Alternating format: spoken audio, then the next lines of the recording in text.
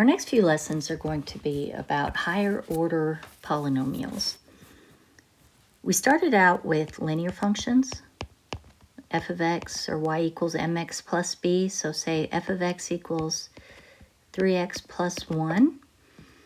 And we know that that is a linear function, that if we graph that, it's going to be a straight line.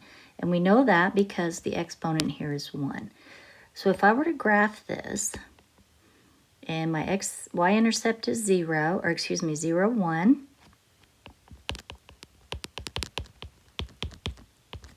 And my slope is 3.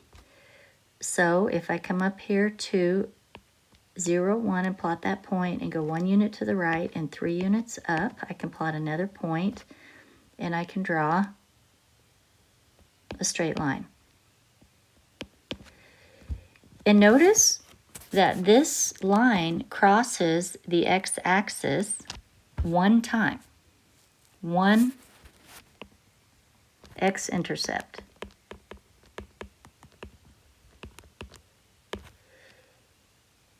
If I were to set the function equal to 0 and solve for x, I would be finding the 0 of f of x. In other words, I would be finding the value of x that makes this function equal 0. So solving here, I get x equals 1/3. What that means is that if I plug in negative 1/3 into the function,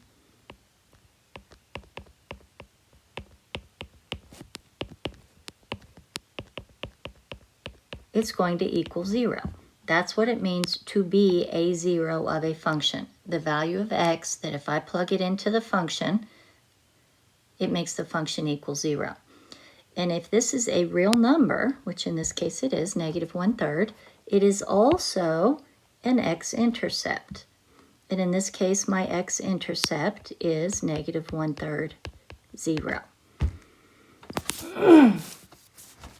So we see that the fact that if a is a 0 of f of x, some number a, we also know that f of that number a makes the function equal 0 if we plug it in. These two actually mean exactly the same thing because this is the definition of a 0. But we also know that if a is a real number,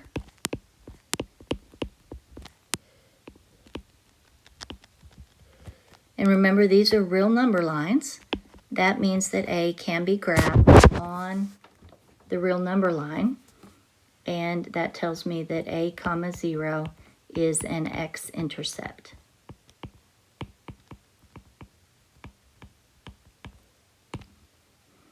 And we're also going to see that once we start factoring, and in the next example we're going to factor, that x minus a is a factor of f of x.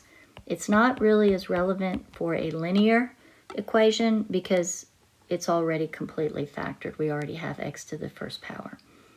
So let's look at another example. Let's say that we have a function f of x equals x squared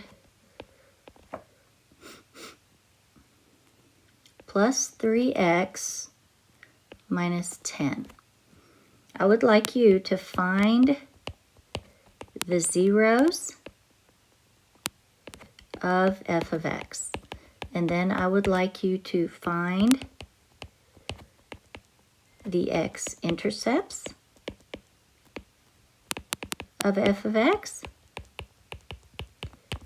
And then graph f of x by plotting the x-intercepts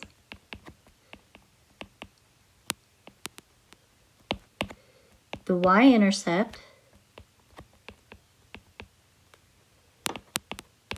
and then think about what you know about the basic shape of a parabola and whether this opens up or down, and about where the axis of symmetry would approximately be. You don't have to actually find the axis of symmetry, and you do not have to find the vertex, but just draw a sketch using what you found there. So pause the video, do all of those things, and then turn the video back on.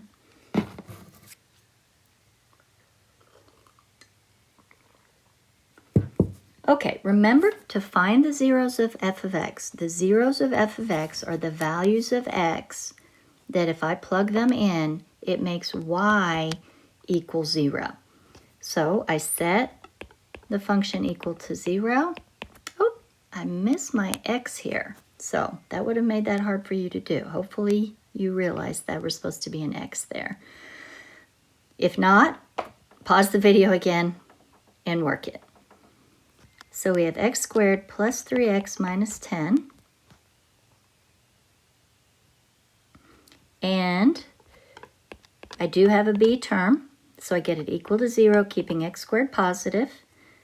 I look for common numbers, which there aren't any. I look for common variables. There are not any. Then I try to factor. And because I have a coefficient of 1 here, I can think of two numbers that multiply to give me negative 10 and add to give me positive 3. And they're going to be x plus 5 and x minus 2. Then I set each factor equal to 0. And I solve for x. So these two numbers, negative 5 and 2, are my zeros. That means if I plug negative 5 in to the original function here, I would get 0. If I plugged 2 in to the original function, I would get 0. My x-intercepts are going to be the ordered pairs, negative 5, 0, and 2, 0. And you can have these in the opposite order. You could have zeros 2, negative 5, and x-intercepts 2, 0, and negative 5, 0. The order here doesn't matter. Now, if I want to graph this, I'm going to use these 2 points, and I'm going to use the y-intercept.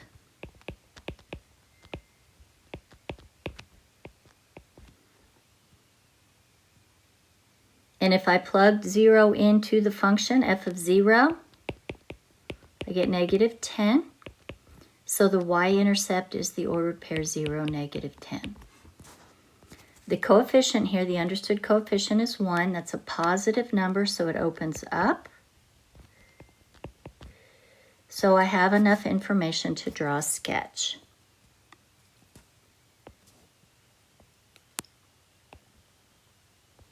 Let's see, negative 5 and 2.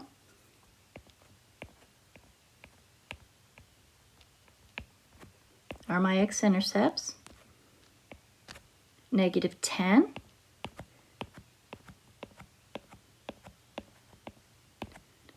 Is my y-intercept. And I know that the vertex is going to fall exactly halfway between negative 5 and 2. So, excuse me, the vertex and the y, the axis of symmetry. I'm not going to exactly find it, but I'm just going to eyeball it. It's somewhere in there. So this point is not my vertex. My vertex is going to be down here somewhere. So when I draw my parabola, I'm going to come down beyond that point, form my vertex, and then hit that point on the way back up. So that's a sketch of my quadratic function here. Now, let's look back at some information about this. A quadratic function is squared. And notice that when I factor this, I have two factors. So when I look at my zeros and my x-intercepts, if I listed my factors, my two factors are x plus 5 and x minus 2.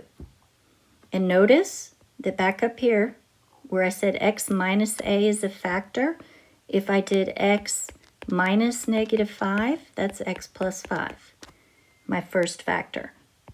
If I did x minus 2, then that's just x minus 2, my second factor.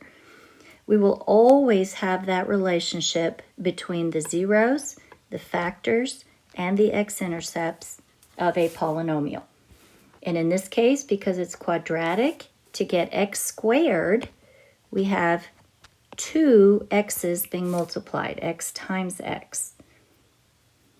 And then notice on my graph that I do have two x-intercepts. I could have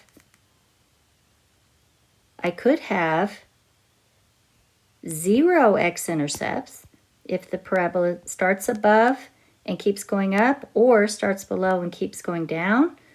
Or I could have 1 x-intercept. That's where the parabola just touches right on the x-axis and goes back. So I can have 0, 1, or 2 x-intercepts for a quadratic function. Now finally, let's start looking, before we do that, let's talk about the concept of minimums and maximums. Collectively, those are called extrema. Extrema are relative minimums and maximums.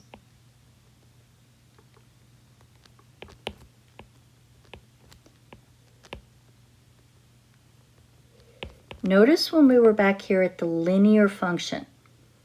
Linear function, first degree, we had 1 x-intercept and we had 0 extrema. No extrema. No minimums or maximums on this. Then, when we looked at the quadratic, we had 2 x-intercepts or fewer, 0, 1, or 2. And we had 1 extrema, in this case a minimum. So we have 1 extrema. So we're going to have at most 2 zeros. We could have 1 if it's repeating, and 1 extrema. And notice the pattern here. We had 1 0, no extrema, 1 less.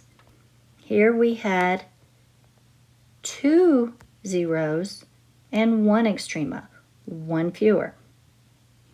Let's look at a cubic function. Anytime that we're looking at a function that is more than x squared, x cubed, which would be cubic, or x to the 4th, which is quartic, quartic, to the 4th power. These are what are called, or more, these are called higher order polynomials. So if you're looking at the highest degreed term, that's called the leading term.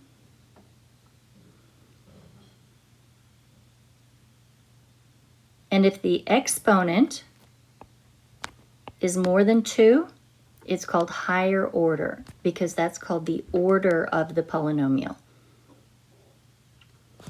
All right, let's look at a cubic function. And let's look at one that's already factored out.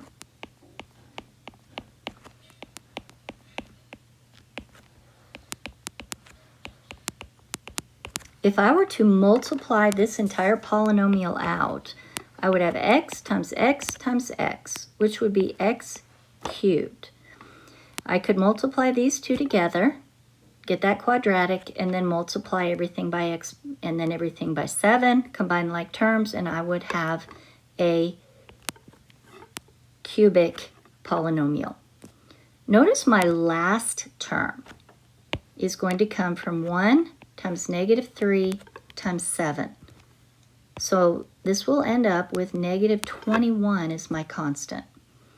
And I don't know what's in the middle here, and I don't really need to know for what I'm about to do. Because what we're going to do, what I want you to do, is to find the zeros of f of x. In other words, find the values of x that if I plugged in that number for x here, or here, or here, that I would get f of x equals 0. Then I want you to find the x-intercepts of f of x, ordered pairs, and then I want you to find the y-intercept of f of x. So go ahead and pause the video, find those things, and then turn the video back on.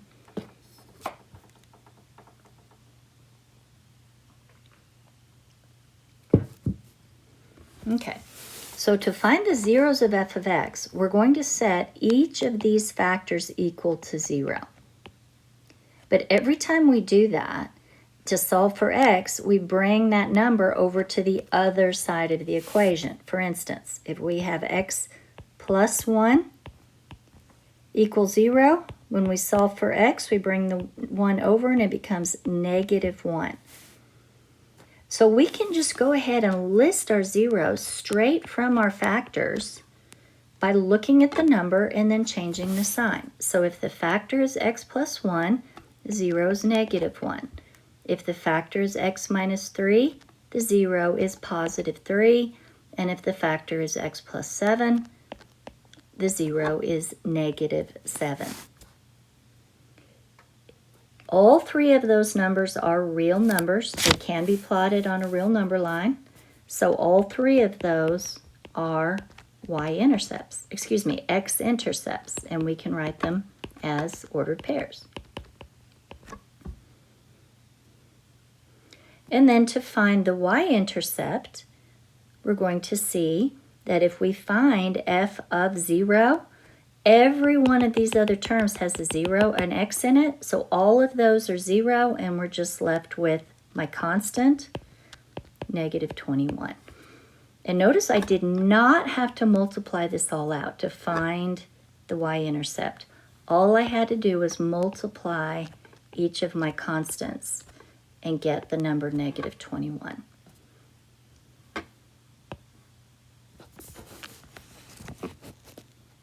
In a few minutes, or no, actually in our next video, we're going to learn some more information about how to graph this. I'm going to go ahead and just graph it, and then in the next couple of videos, you'll learn how to do so as well. And you have almost enough information to do so yourself. You can plot all three of those ordered pairs.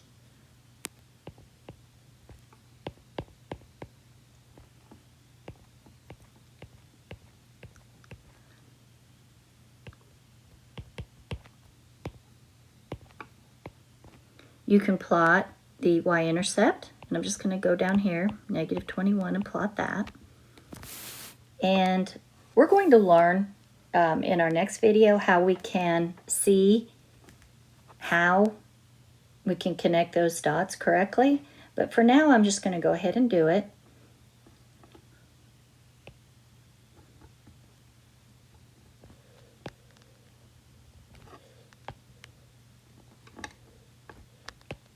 And notice on this graph, this is a cubic polynomial. We have at most 3 x-intercepts and at most 2 extrema. We have a relative maximum here and a relative minimum here. And notice that that is 3 x-intercepts because it's cubed, and 2 extrema, which is 1 fewer. We're going to see as we continue to graph higher order polynomials that you can have fewer than 3 for a cubic, but you can never have more than 3. And we're going to see that if we do the same thing with a polynomial to the 4th power, a quartic polynomial, we could have as many as 4. That's a terrible graph. Let me regraph that.